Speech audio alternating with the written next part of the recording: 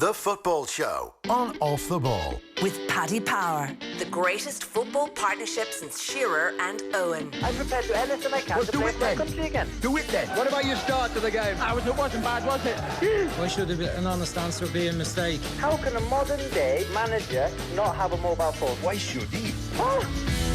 All right, you're welcome along to the Football Show. We'll keep you up to date with all the latest scores as the show goes on, but I'm delighted to be joined in studio by the man of the match from last Sunday's FAI Cup final, Roberto Lopes of Shamrock Rovers. How are you? I'm good.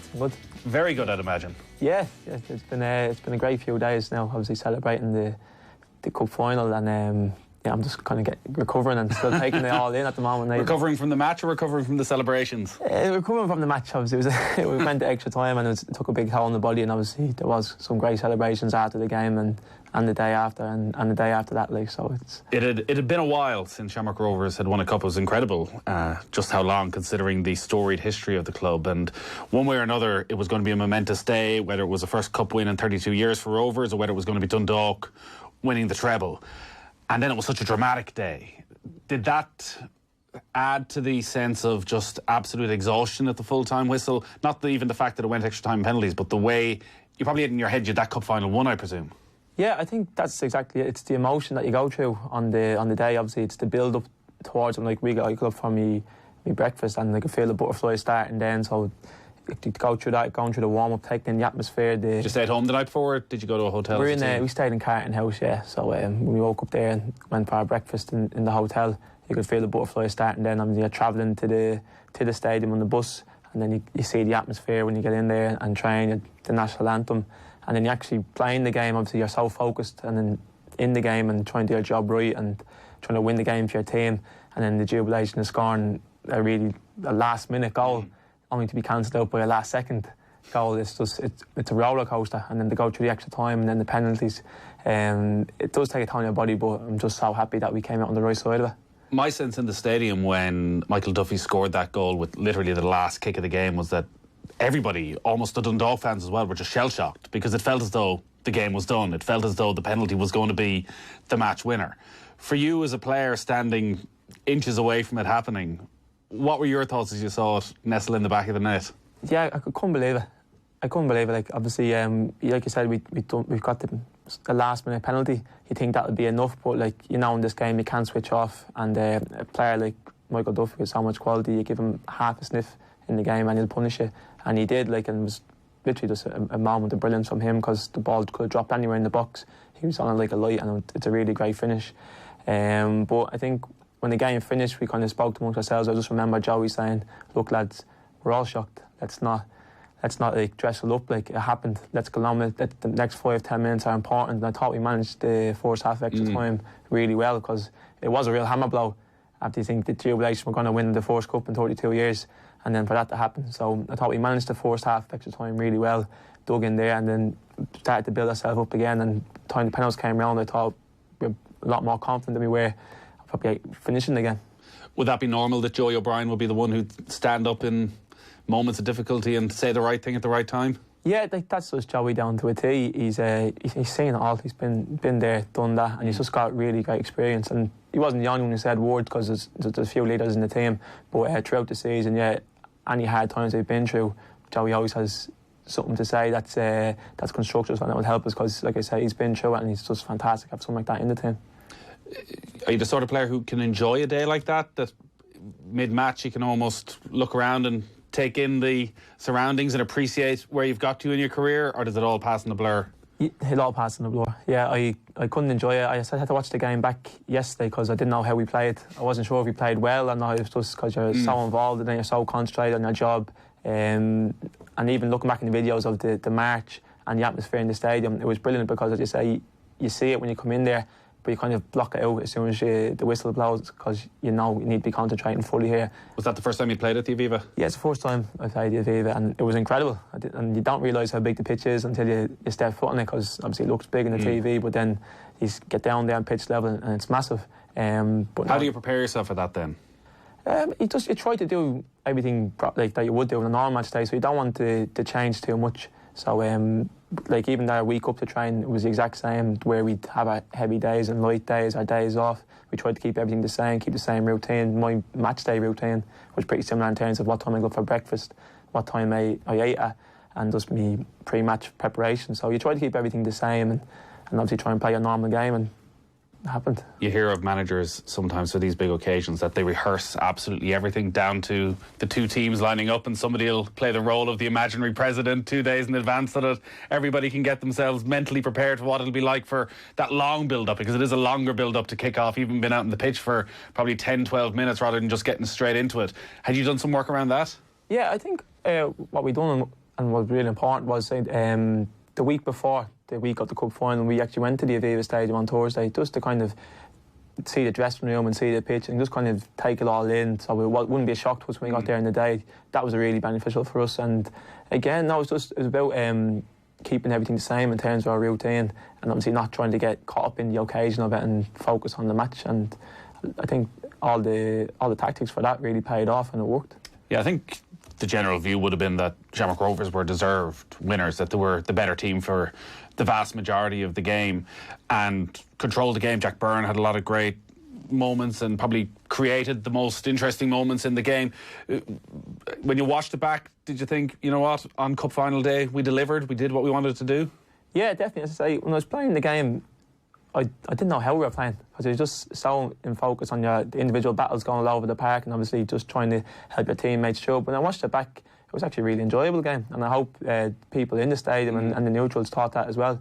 I really enjoyed watching the game back. I mean, we did play a lot better than I thought we did, and we had a fair few chances as well. It could have been 1 or 2 up in the first half. I think Green had a great chance off Jack Byrne's ball as well. So yeah, I was very pleased with the performance, and like I said, I think we were deserved winners in the end.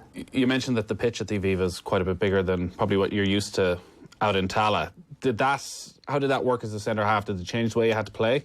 It took me a bit longer to get up to the halfway line, I suppose, and keeping the high line. But no, like I think it was the same for both teams. So if we found it hard, I'm sure Dundalk found it hard, and it's just about managing it on the day. And luckily we have a great centre half in Lee on one side, Joey on the other side, and Big Al behind us. So between the forwards, we've able to manage the back line and obviously communicate to the rest of the teammates.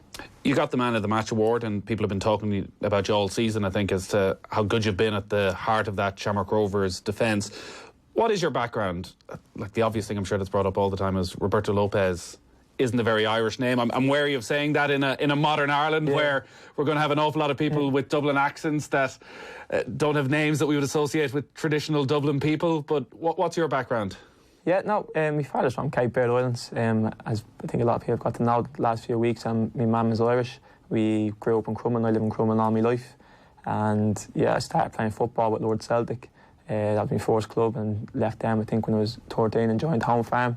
Played with them for 3 years, and then in my final year of schoolboy, I was on to Belvedere, and then obviously played for Bowls for a good number of years before moving to Rovers, and yeah, here I am now. Yeah, the move from Bowls to Rovers, controversial one at the best of times. Yeah, I think... Is that something you still hear about? Not so much anymore, because I think there's a few players that have moved between the clubs since, but whenever someone moves from either Bowls to Rovers or Rovers to Bowls, it's always controversial. You're always going to get a bit of stick, and you'd expect nothing else, because it's a massive rivalry in the country. Yeah, it got a bit of stick at the time. I don't think anyone's too bothered with it now, because it's just players have moved in between. And Bowls used to always beat you for a good while as well until the last time. Yeah, so exactly, yeah. They didn't mind that much. Yeah, exactly. So bragging rights might change now because we got the better of them in the last 2 games. So next season will be interesting to see what response you get. And what was it like growing up in Dublin with the name Roberto Lopes? Did everyone just accept it for what it was? Yeah, obviously you get questions. See, nobody calls me Roberto, so that's kind of great as well. Everyone calls me Pico. And more the question is, where does Pico come from? Where does Pico come from? That's my nickname. Obviously, my dad gave me that when I was younger. I couldn't tell you what it means, but everyone calls me Pico. My family calls me Pico, teachers, friends, everyone used to call me Pico. So that obviously started the conversation of, oh yeah, who gave you that? And obviously my dad, and dad's from Cape Verde Islands, so that's where I was standing from, telling the story. The Cape Verde Islands, as you say, people I think have become aware of it because was actually, I think, 5 senior internationals playing for Shamrock Rovers, players who played at senior international level, and you were one of them because you're now playing for the Cape Verde Islands. Yeah, was that something because of your heritage with your dad you're always very aware of as an option? I wouldn't say I was aware of as an option. Like, I think when I was with Bowes at the time, Ben Mahan got called up into the Tunisia squad, and I was kind of joking, I can't wait for my call up to the Cape Verde squad. And kind of looked into it a little bit there, but never really pursued with any real intent. And then I remember getting a message on LinkedIn, believe it or not, to say I connected with the manager, and I looked at the profile, his Cape Verde manager, and his history and all that, and I got a message just in Portuguese, which I thought was like a welcome message or spam, so I just took notice of it. And that was this time maybe last year, probably October last year. Right. And a few weeks ago, a few weeks before the squad was announced, he wrote to me again in English to see if I thought about the last matches, and I was like, well, what's going on here? So I translated it, and it turns out they were looking at getting new people in the squad, and I asked them if I'd be interested in declaring. So I went back with my tail between my legs, apologised, and goes, look, I'm really sorry, I don't understand Portuguese, I just translated the message there. I'd love to be involved if it's not too late. And lucky enough, I wasn't too late, and the ball got rolling from there. I sent all the documentation that I needed, and lucky enough, I was picked in the squad, and I got a great experience playing against Togo and against Marseille, and it was brilliant. What sort of level are Cape Verde at? It's very good. I have to say, the quality there, like given the players who were all over Europe and all over the world, it was really high standard, and even the games, 2 games were fantastic to play in. It was very like a European game, so it was very tough, very high quality, but it was just great to be a part of it. Yeah. Had they been to see you play? I'm not too sure. I think they seen videos. Okay. Yeah, there's plenty of videos, and the goalkeeper plays for AEL Limassol, and we played at Pollen Limassol as well, so yeah. I'm sure there was some reports being transferred between each other. And what was the reaction after you made your debut?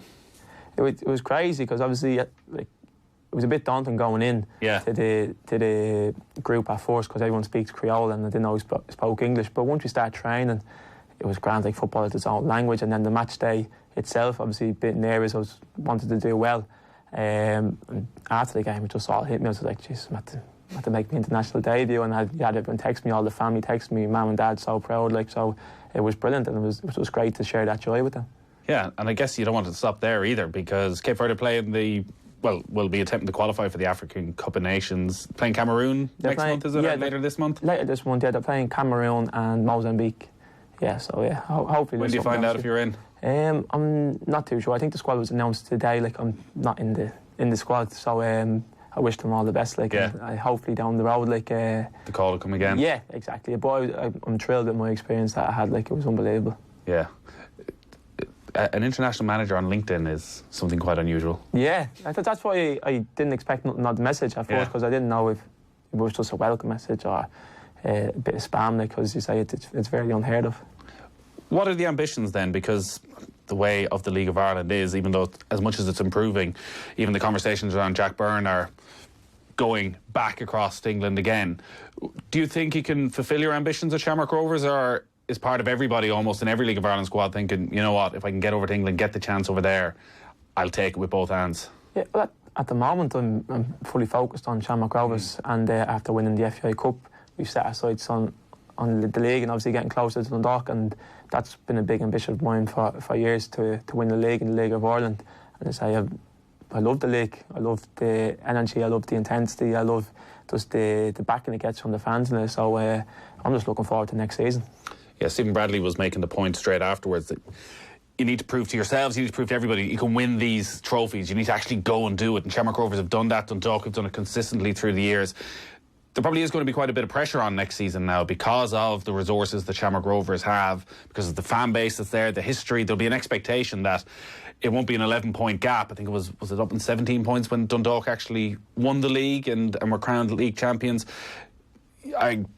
And you'd expect the club are going to try and kick on again in terms of the transfer market, that you'll be having going into next season very much with title ambitions. Yeah, definitely. I think that's the way it has to be. As I say, we've made a statement now by getting our first cup and probably beating Dundalk in a big game, like, for a long time in a while. But like, that's the pressure you expect to be at a big club at Shamrock Rovers, and it's a pressure that we've been putting on ourselves as well, because we want to win it as players first and foremost, win a league. I haven't won a league yet, so it's a big ambition of mine, like I said, and for the fans as well, it'd be great just to continue to grow and close the gap in Dundalk and hopefully overtake them. What's Stephen Bradley's philosophy when you're in training? Is there a certain brand of football that he's very keen to ram home constantly? Yeah, he wants us to play football. He has great visions, and he's a very intelligent man. The way he sees the game and the way he interprets it to every player, it's fantastic, and he's a great man to work under. He'll make you a better player. But yeah, he tries us to play the ball down on the ground and just to trust each other, because he's brought some great players to the club, and we need to use them and use our strengths. You're obviously training every day with Jack Byrne, who's been in and around the Ireland senior squad and has made his international debut. And listen, I think everyone's very aware of his technical abilities, and there's very few players anywhere who demand the ball and can do so much with the ball. From being around him every day, just how good is he? He's incredible. Incredible. Like, his ability is, I don't think I've seen better. He sees things that no one else sees, and then he pulls them off as well, which is incredible. But even off the pitch, Jack is just a massive influence in the dressing room. He's the most liveliest man I've ever met. So much energy. He could come in with half a head in him, and he's still the loudest man in the dressing room. And it's great for morale and obviously team building and bonding. And he's doing his business on the pitch as well. He's not just kind of here for the laugh. He's when from the pitch training, he's fully committed, fully focused. And like you said, it's stuff he produces in matches. We're seeing it week in, week out in training, and it's unbelievable. Because I do wonder about that dynamic. It was noticeable when he came on against Bulgaria, straight away shouting at the centre-backs to give him the ball and not to have been going long, and being like that, and that's his way, and that's the way he wants to be. He always wants to get in the football. When he came back in and he arrived at Shamrock Rovers for the first time, and he's like that with you as centre-backs and your more experienced players, is that an easy transition? Does it take a bit of time to get used to that sort of personality? I suppose, a little bit. Just obviously getting to know each other's ability, but very early on you're seeing what Jack had, so you'd want to give him the ball. You want your best players on the ball at the end of the day, so if Jack's coming demanding the ball, you're going to give it to him, because it'll make me look like a better player, and he'll probably deliver the pass that'll win us the game. So it didn't take too hard to get used to. As I say, he showed what he could do in training early doors, and we're trying to get him on the ball as much as we can in games all the time. Shamrock Rovers, obviously, it feels as though it's very much heading places. Dermot Desmond, it's been announced in recent weeks, is going to make an investment. There's a very strong academy there. Like, Tallaght Stadium is probably the best stadium that any club has in the League of Ireland in terms of facilities. Do you get that buzz as a group as well, that this is a club going places? Yeah, definitely. And since I came in, I've been here 3 years now, and the strides that the club has made going forward, it's incredible. Like, even look at the first team squad, the academy teams, and as you say, the facilities. Like, it's gone from strength to strength. I think it was very important to win that on Sunday as well, just to kind of say, because trophies are important as part of that development. But yeah, I think if you're at Rovers at the moment, you've got to be looking forward to what's ahead, and obviously kicking on, and all the news and all the positivity that's coming out of the club. Looking forward to it. When you're in that dressing room, and you mentioned Joey O'Brien earlier, you almost need to remind yourself when you're watching Joey O'Brien, it's not that long ago he was playing at the very highest level and not getting the odd game. Like, he had many seasons at West Ham where he was very much first choice centre half. Do you tap into that? Have you spoken to him about that and what you need to play at that level? Yeah, it's crazy. You just kind of ask him about his stories, like who was best player played with, who this fell in the team. When I went away, we played Marseille, and Poya was playing for Marseille, and I was back to talking to Joey. He's like, "Oh, how's Poya?" and all that. And he'd tell stories about him and training. But you don't forget, because Joey shows his quality day in, day out, and over this season, he's been top class for us, so consistent. And I don't think you can forget that he played that level, because you see the quality performance he puts in, week out this year. You can see why he's played at that level. So it's incredible to have him there.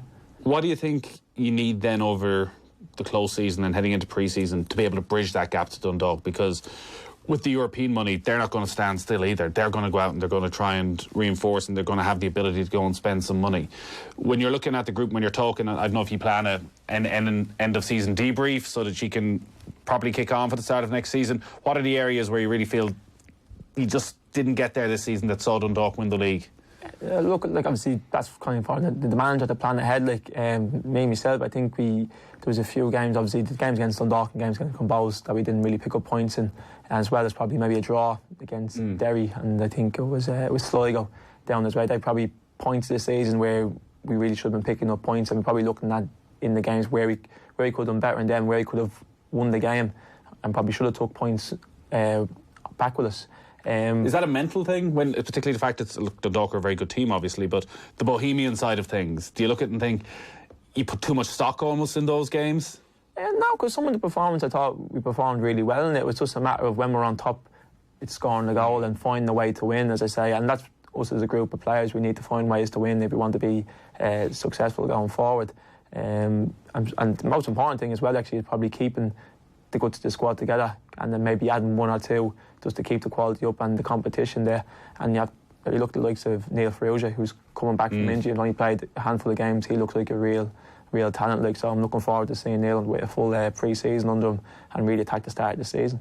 Do you get much time off now ahead of pre-season? Because it is a long winter break, it always feels, in the League of Ireland. Yeah, no, I'd say we'd be off for like a month or so, and then we'd normally in the gym for the off-season, working with Darren Dillon, the strength and conditioning coach. We do some good stuff there, and then I think like most clubs we'll be back on the pitch in January, and the hard work starts again. When do the celebrations finish? I don't know if they ever finish. They go all the way to Christmas, I'd say, anyways. Yeah, exactly. Hopefully we get. Where have you Christmas been out. over the last few days? We were up in the Abbey Court and the Terranure Inn on Monday, just obviously bring the cup round to the fans, and we got a great turnout, to be fair, and it was brilliant. Then we went on into the Temple Bar, and that was that for the night. How much of an awareness is there amongst the players of, I guess, the building, the brand of the club in South Dublin? It's a club based in Tallaght, but its history is all over Dublin, but also particularly all over South Dublin. Like, you're talking about going to places like Terranure that aren't that far from Tallaght, but trying to tap into that sort of crowd to increase the attendances. Yeah, I think if you didn't have a sense beforehand, you definitely did after Monday. As I say, going to the Abbey and meeting all the fans, coming up to you, shaking their hands, thanking you so much. It's incredible, and you're hearing their stories of how long they've waited, and from when the times in Milltown they used to go watch games and all that. And then the same in Terranure again, meeting all fans, and it's just brilliant hearing their stories and how long they've supported Rovers and where they've been, where they travelled, and how they were longing for this cup. Like, so it was fantastic to kind of give that back to them as well, because they've waited so long and they're so loyal to the club. Yeah, Roberto, it's been brilliant to have you in the studio. Enjoy the celebrations. Thanks very much, Nathan.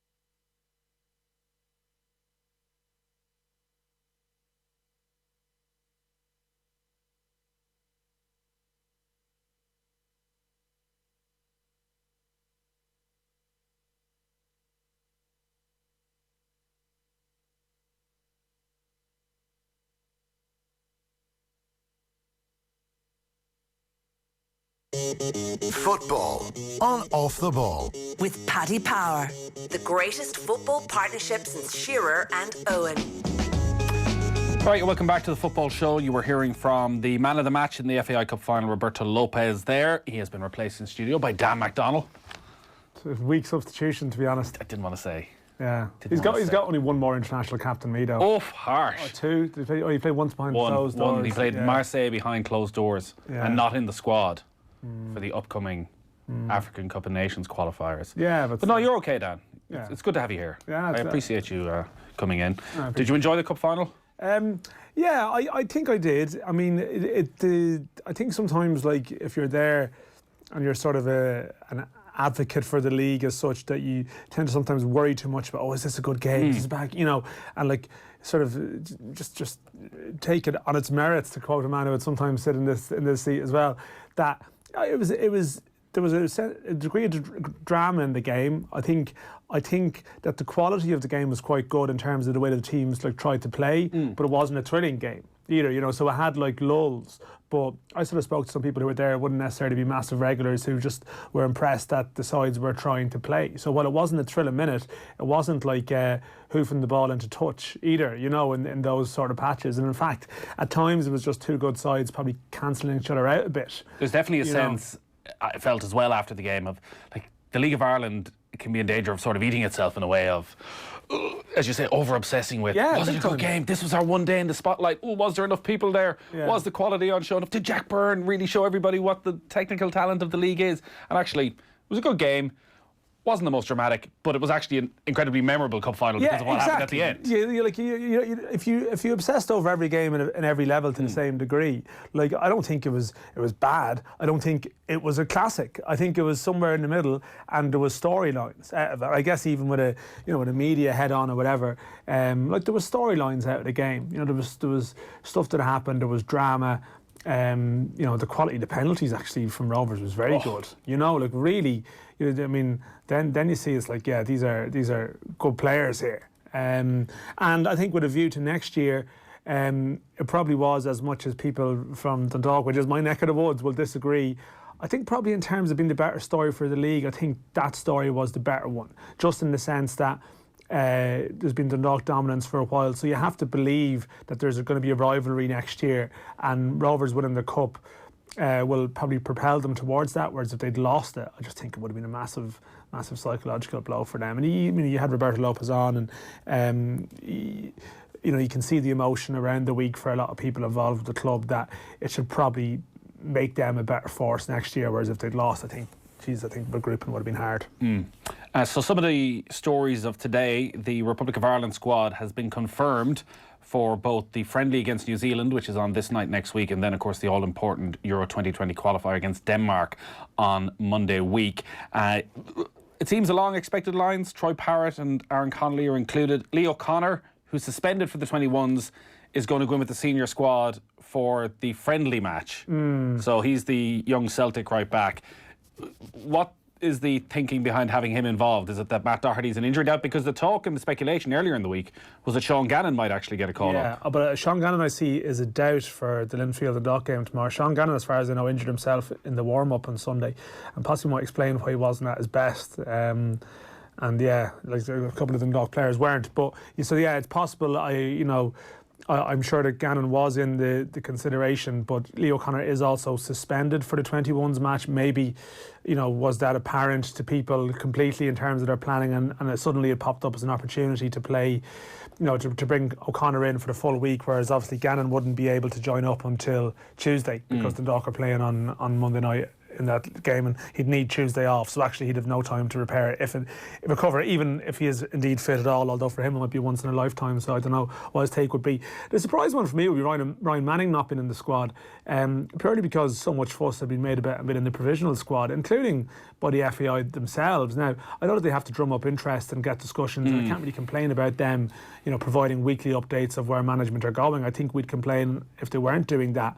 But there were comments from Mick McCarthy that suggested that Parrott and Manning would be around the New Zealand game. That I think McCarthy said at one point that Manning, who's playing left full for QPR this season, would be someone who could benefit from that New Zealand match. But that's not come to pass. And Enda Stevens is the only out-and-out left back. Derek Williams would be the alternative. And Williams, we were told, in Tbilisi was quite close when we had that game where Doherty played left back because Stevens was suspended. I think Williams came on in that game. Yeah, well, he came on very late, and even in training there was a suggestion he was very close to even playing, so he will be the backup. And I suppose James McLean could obviously drop back as well. So Manning, slightly surprised. Beyond that, not really. Kieran Westwood not involved is probably the end, realistically, of him. Is that potentially interesting if Darren Randolph doesn't recover in time? My reading of it would be that if they thought Randolph was a worry, would they name a squad without Westwood? That's just a hunch, that they mustn't be that concerned. Even similarly with Doherty, would they have included Cyrus Christie if they were really concerned? He hasn't made the squad at all. Couple of interesting returns in that Robbie Brady is back and Kieran Clark is back. Yeah, Brady probably has the most to gain. Just trying to do a piece there for tomorrow, and in many respects, like, you're trying to say, well, what's the relevance of the New Zealand game for Denmark, and I think Brady is the one player who can probably play in the New Zealand game and play himself into the starting 11 for Denmark. I think the others, with David McGoldrick being back, say, it's not as if Troy Parrott, for example, is going to do something that makes him start against Denmark. It's not realistic.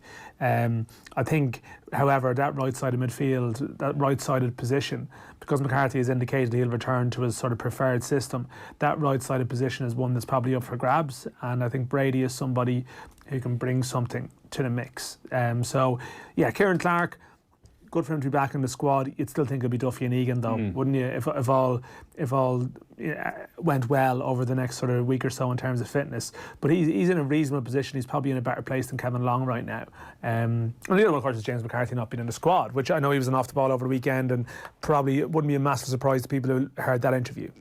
No, he was probed by Stephen Doyle. Probed. And probed and probed and probed. Got off the ball and probed. In fairness, Steve Owes gets more out of his Sundays than your chats with Seamus Coleman. Wow. You know? Wow. Fireside chat with Nathan and Coleman. Get out of here. Just, you know. Bloody hell. Steve on a Sunday bringing home the stories. Wow. Agenda setting commentary and coverage. Screw you. Screw you, Dan. You've done some fine stuff on Sundays over there. You're getting angry complaints from Donegal people over the years for your vendetta against Seamus Coleman. Well, exactly. And it was aimed at someone else. I know. You know, at least we're getting these interviews down. But anyways, the FAI say personal reasons. Personal reasons is a terrible line to use. What I took from his interview with Stephen was that, well, there's no point me going over with Ireland for 10 days. I'm unlikely to play, and actually the best thing for me is to stay here, train really well, and put myself in a position. Now, is that personal reasons? Yeah, I mean, it's a fair point, and I think if you hadn't heard his interview on Sunday, you know, you might be looking at this going, "Oh, what's going on?" He turned his back on the country. Yeah, but I think it is, and in many respects, it's probably consistent enough with a lot of what we've heard over the last couple of months that I don't think Mick McCarthy was going to play him on the strength of, you know, how little football he's played for Palace. Again, presuming that Glenn Whelan is fine. I know he's an injury doubt.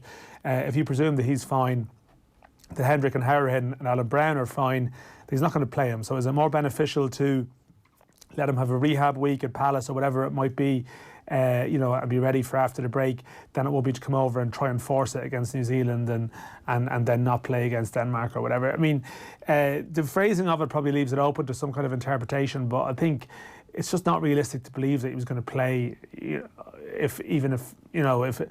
if he was sort of like James McLean style, they were storming across the Atlantic at the first, you know, the Irish Sea, sorry, not the Atlantic. Where are these guys coming from?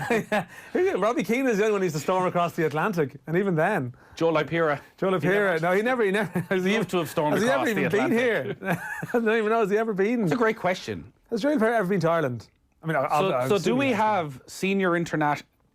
Have we had a senior international who's never been in the country?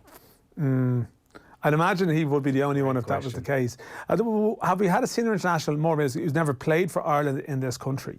I assume there's plenty of one-cap wonders who've won their cap away from home. There must be players who went on those US tours. Who only played in America. Oh yeah, there's quite a few. Peter Murphy and a couple of those. Alan Bennett, 2007. There will be, to be fair. But, you know, it wouldn't be a massively common thing in recent times. But by the by, anyway. Sorry. By the by, if McCarthy was in that zone where he was desperate to come over, if he was maybe a slightly different personality coming off the back of a slightly different period in his club career, you know, you would raise more questions about what's going on here. But there's been a real softly approach with his international career over the last while. It was a massive source of controversy, I guess, while he was at Everton. And maybe when he's trying to establish himself at Crystal Palace, you can perhaps understand why he wouldn't want to be coming over if he's not going to play, and it might serve him better for the longer run to spend time in this club. But I mean, that's what he'll have to speak about it again in more detail in McCarthy to clarify what exactly happened. But I'd just be surprised if he was in his plans to play, and I'd imagine that was driving it more than anything. There is obviously quite a few injury doubts. You touched on some of them there, so we'll have to wait and see till they come in after the weekend as to maybe what Mick McCarthy is thinking. You were suggesting there he might return to his preferred shape. He's said as much that he definitely will be going to a flat back four anyway. Does he? And I'm trying to think back historically to his previous time in charge. Like, Ireland didn't play well in those two matches last time out. Does he react? Or does he just go with the tried and tested again and hope to God that this time they can deliver? Or are there enough options there that he can go, you know what, we need something pretty different this time around. Too many of you have underperformed too often. I think there's going to be a lot of emphasis on David McGoldrick and his importance, and I think there probably would be a view that if you look back to probably the better performances this year, I mean the last game in the Aviva against Switzerland, actually I didn't play well at all, but McGoldrick did get the late goal, and the better performances earlier in the year, Denmark away was a professional enough job. I've heard a few criticisms of that performance. I thought that was okay actually, to be honest, Denmark away, but particularly Georgia at home.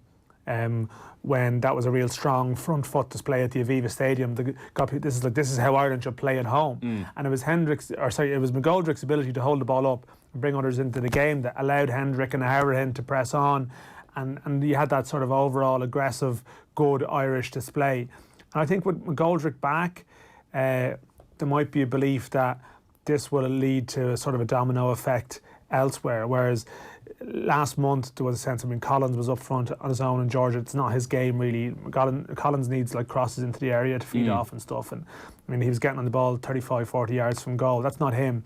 And there are questions about players in the team, in the midfield department and so on, but I just wonder, will McGoldrick's return be the catalyst for McCarthy to look at something very similar in terms of setup and personnel even to the Georgia game at home earlier this year, and probably Switzerland to a lesser degree. All right, lots more to come on that over the next week or so. Stoke have gone after Michael O'Neill, and it looks as though they've got Michael O'Neill. Yeah, this is a surprise in terms of the timing of it, because Michael O'Neill, I think I was looking at the Belfast Telegraph today, was only speaking today about their big double-header against Holland and Germany, which is coming up. It doesn't look like they're going to miss out on that, and there's no shame in it at all. They really need to do a job on the Dutch at home and hope for sort of an incredible series of results.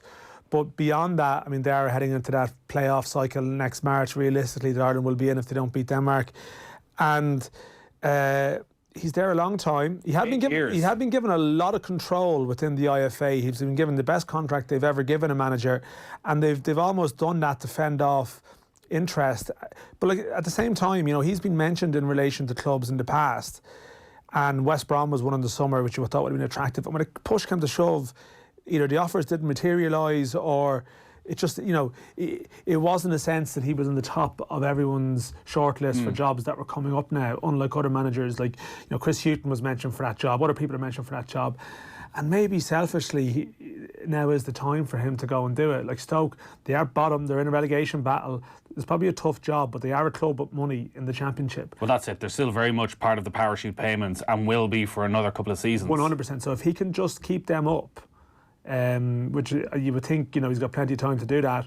He's probably at a club then where he's got a bit of credit in the bank, a bit of money in the bank, a good-sized Championship club, and that is his window into the English game. He doesn't have, maybe, I think his reputation in England should be bigger for what he's done with Northern Ireland, but it's just a natural product of just, other people are more fashionable, or deemed to be more fashionable at a period in time. I think he's an excellent manager. It really does feel like, I think there's every chance he'll do well. Perfect timing in that, much like with the Republic of Ireland job, Northern Ireland qualifying for a World Cup, for them is almost an impossibility. They would have to overachieve to such an extent to qualify for a World Cup. So it's all about the European Championship, and they're heading into a playoff cycle where I think they're almost certainly going to be away from home in the first leg of their playoff, potentially a difficult opponent. He's basically committing to hanging on for another year in the hope of winning 2 games. Yeah. And if you don't, you've got 6 months of nothingness. Yeah, exactly. No, I think you're completely right with the World Cup campaign. His time to leave is in the next year. I just think,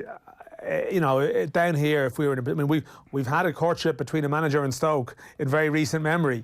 He had a similar name. And it was in January, and at that point even that was taken badly. So he's got a lot of credit in the bank for Northern Ireland, but it's still an emotive one. A month out from, or a couple of weeks out from big games, and I don't know, obviously it's an evolving story, and I think more is going to come out across the next 24 hours. Could it suddenly be arranged that he still managed for those 2 games in a couple of weeks' time? Well, you'd imagine, I guess, do the Irish Football Association want him to stay on? Because Stoke only have 1 game in the next... And it is only 10 days away. Yeah, Stoke only have 1 game. So... it's not, I know you wanted to get under the table, you could feet under the table and meet the players and do all of that, but you think if you want Rory Delap in charge, if you want them badly enough, you can probably, I think they play Barnsley at the weekend, which is a big game, but how realistic is it for him at this stage to be in situ for that? So maybe he can stay for those games and he goes afterwards. That'd probably be the happiest resolution for everyone. People might look at it and go, Stoke are bottom of the Championship, but they clearly feel that they're at a much higher level. Initially, when Nathan Jones was sacked, they went after Alec Neil, who's the Preston manager, who are top of the Championship, absolutely flying. But it clearly shows that they feel that they're not going to be staying in this position. No, I mean, Mick McCarthy was floated around, but you see, the thing about Mick McCarthy is because he's such a CV at Championship level that he will get Championship offers, whereas Michael O'Neill just doesn't have that on his CV in England, that he probably, if that's where his ambitions lie, he probably does just have to get on that ladder eventually. And I think that they are a club again with money, and that matters. It's not just any old Championship job. Like, it's not, it's not just, going to Barnsley, say, or one of the sort of less moneyed Championship clubs. This is a club that really has been a Premier League club for most of the last decade. So it is a great opportunity for a manager if he can get it right, although recent history at Stoke suggests that a lot of managers have failed to get it right there. He's still only 50 as well, Michael O'Neill. But he's never managed in England, you see. So, he has to take that chance soon. And going back to the time he was in charge of Shamrock Rovers and style of football, and this is maybe at Stoke, they're not overly bothered right now about style of football, and they put up with Tony Pulis football for long enough. But at Northern Ireland, he's obviously incredibly well organised and speaks brilliantly about how he goes about organising them. They're not that exciting a team to watch. They play an okay brand of football, but it's just the structure, basically. They're very organised. When he was with Shamrock Rovers, was it a similar style of football from what you remember? Well, they weren't, his Shamrock Rovers side weren't spoken about in the same way that Stephen Kenny's Dundalk side were, in terms of their approach to the game. That's not to say that they weren't a good footballing side, but in terms of how they approached Europe, he was the master of a good game plan, and there would have been players in that team such as Gary McCabe and I suppose Ronan Finn, a younger Ronan Finn, and he would have had players who would have been quite creative. But I think a lot of what he had was a degree of organisation about a team that actually did very well away from home in Europe, possibly found it a bit harder at home in Europe when you maybe have to come out and play a bit more. But went away to proper opposition and acquitted themselves very well. So I think he hasn't been associated with sides that play thrilling football. But that Northern Ireland team, you've watched them in recent years. They have a good solid base, but they sort of have a proper goal as well. And again, it's actually put them under pressure. Put them under pressure, but it's actually some of the away displays that spring to mind. Like the World Cup playoff against Switzerland, where they lost at home, then away from home they were, they really gave it a bash. So working with the personnel that's there with them at Stoke, I mean they still have recruited heavily enough. They were poor on Monday against West Brom, but I can see why the potential. He would look at the squad and probably have been told about money in January if they're in trouble. He's a typical Stoke manager in a way, in that you look at his results with Northern Ireland and what he's transformed them into. Even this campaign, they've beaten the teams they were expected to beat. So the way it worked out, their first 4 games were against Belarus and Estonia, and they won all of them.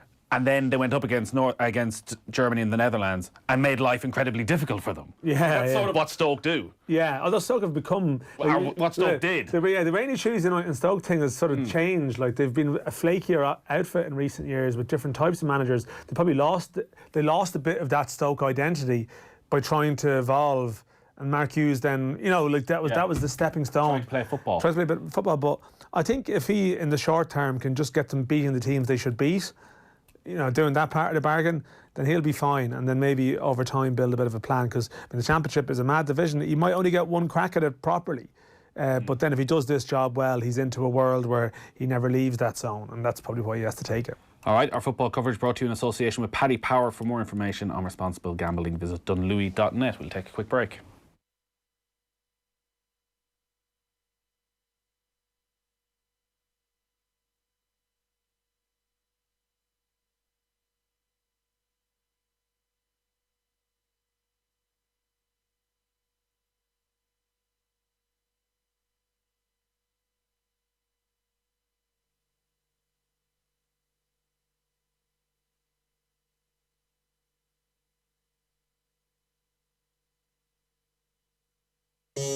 Football on Off the Ball. With Paddy Power, the greatest football partnership since Shearer and Owen.